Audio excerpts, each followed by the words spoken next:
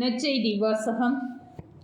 நீங்கள் துயருறுவீர்கள், ஆனால் உங்கள் துயரம் மகிழ்ச்சியாக மாறும்.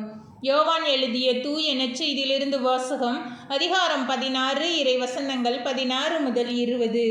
இயேசு தம் சீடரை நோக்கி கூறியது: சிறிது காலத்தில் நீங்கள் என்னை காண மாட்டீர்கள், மீண்டும் சிறிது காலத்தில் என்னை காண்பீர்கள்.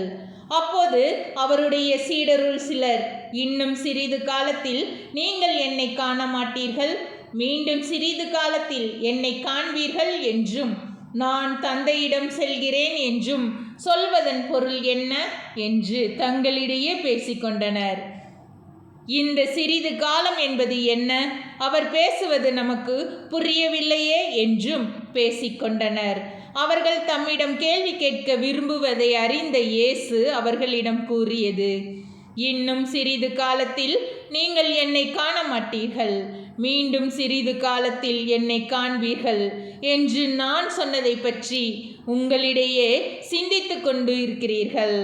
உறுதியாக உங்களுக்கு சொல்கிறேன், நீங்கள் அழுவீர்கள், புலம்புவீர்கள், அப்போது உலகம் மகிழும். நீங்கள் துயருறுவீர்கள், ஆனால் உங்கள் துயரம் மகிழ்ச்சியாக மாறும். ஆண்டவரின் அருள்வாக்கு.